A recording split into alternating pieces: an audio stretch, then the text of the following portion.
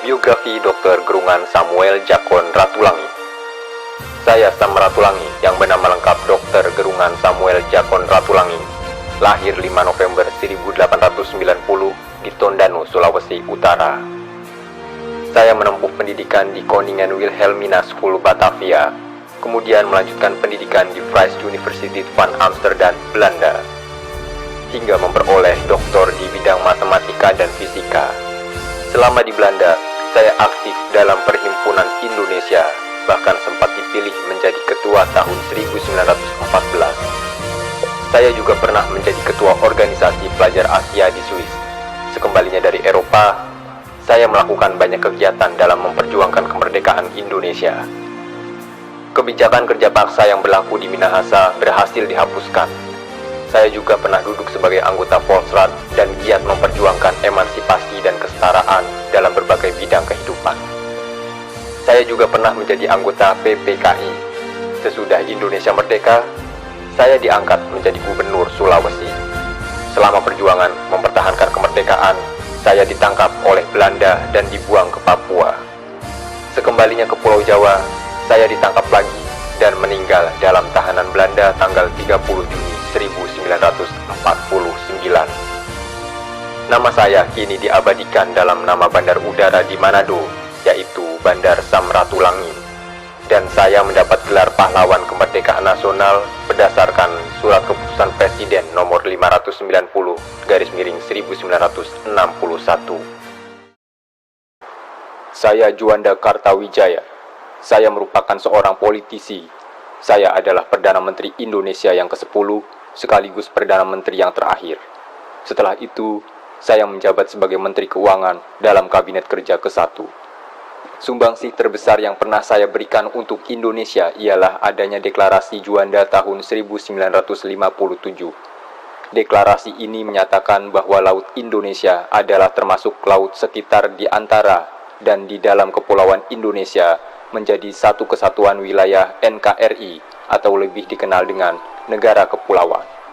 Hal ini tercantum dalam Konvensi Hukum Laut United Nations Convention on Law of the Sea. Karena jasa itu dalam memperjuangkan pembangunan lapangan terbang sehingga dapat terlaksana, nama saya diabadikan sebagai nama lapangan terbang di Surabaya, yaitu Bandara Juanda. Tak hanya itu saja, nama saya juga dijadikan nama hutan raya di Bandung, yaitu Taman Hutan Raya Insinyur Haji Juanda. Saya merupakan anak pasangan Raden Kartawijaya dan Nyi Monat. Saya menghabiskan masa-masa sekolah dasar di Hoger Burger School. Kemudian saya pindah ke sekolah untuk anak-anak Eropa, Europe High School. Setelah itu, saya melanjutkan ke Teknis Hogeschool te Bandung, yang sekarang dikenal dengan nama ITB. Saat itu, saya mengambil jurusan teknik sipil. Saat menjadi mahasiswa, saya juga aktif dalam organisasi non-politik seperti Paguyuban Pasundan dan Muhammadiyah. Saya pun sempat merasakan menjadi pimpinan sekolah Muhammadiyah. Kemudian, saya bekerja sebagai pegawai di Departemen Pekerjaan Umum Provinsi Jawa Barat. Saya merupakan seorang abdi negara serta abdi masyarakat. Setelah lulus dari TH Bandung, saya lebih memilih menjadi guru di SMA Muhammadiyah yang gajinya hanya seadanya. Padahal di waktu yang sama, saya ditawari untuk menjadi asisten dosen di TH Bandung yang gajinya tentu lebih besar. Setelah 4 tahun mengabdi di SMA Muhammadiyah, saya mengabdi ke Dinas Pemerintahan. Kali ini, saya bekerja di Jawatan Irigasi Jawa Barat.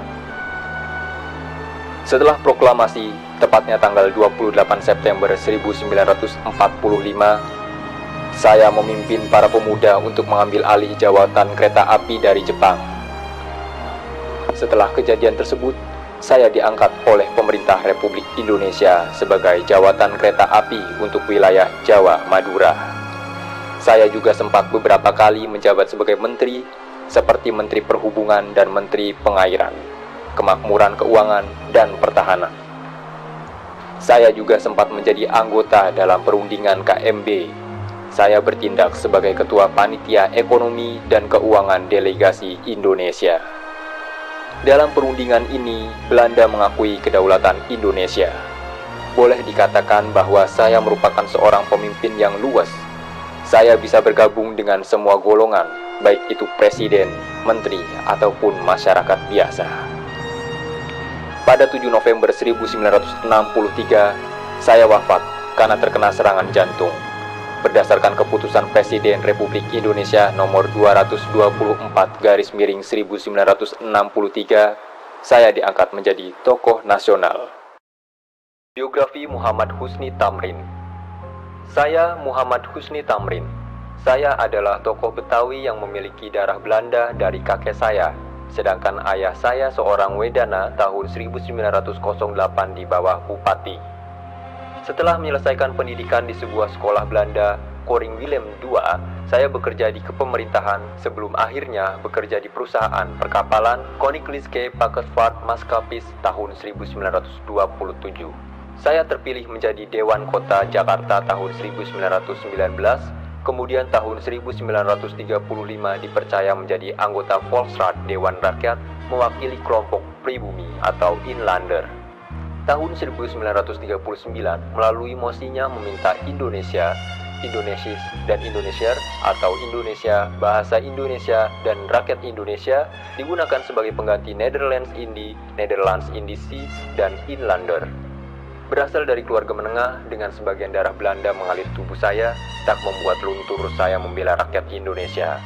Di dalam Volksraad, seringkali saya menunjukkan perlawanan atau kebijakan-kebijakan yang tidak berpihak pada Indonesia dan hanya menguntungkan Belanda, seperti pembangunan perumahan elit Menteng dengan anggaran prioritas daripada perbaikan perkampungan kumuh.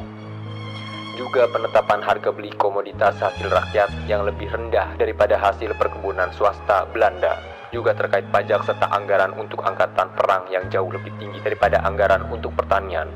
Saya juga aktif di organisasi Partai Indonesia Raya atau Parindra sejak bergabung tahun 1935, bahkan tahun 1938 terpilih sebagai ketua setelah Dr. Sutomo meninggal. Saya merupakan salah satu pelopor bergabungnya 4 organisasi nasional dalam satu nama Gabungan Politik Indonesia atau GAPI di bulan Mei 1939 yang memiliki 4 tujuan utama, yakni Indonesia menentukan nasib sendiri, persatuan nasional, pemilihan secara demokrasi, dan solidaritas antar warga Indonesia dan Belanda untuk memerangi fasisme.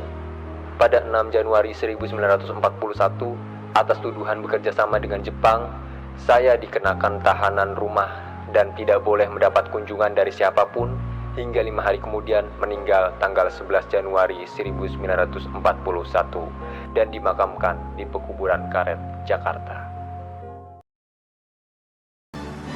Saya dilahirkan di Surabaya pada tanggal 6 Juni 1901. Saya lahir dari ibu yang berasal dari Bali bernama Ida Ayu Yoman Rai dan ayah dari Blitar, Jawa Timur yang bernama Raden Sukemi Sosro Diharjo. Mula-mula saya bersekolah di Folk School, Standard School, di Europe Sea Large School di Sidoarjo, Jawa Timur. Kemudian pada tahun 1915, saya melanjutkan di HBS Surabaya dan 5 tahun kemudian melanjutkan di THS Bandung.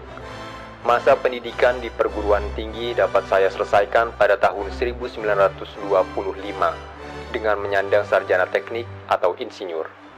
Pada tahun 1925, saya mendirikan dan menjadi ketua Alumni Study Club di Bandung, yaitu suatu perhimpunan pelajar yang berjiwa nasionalisme.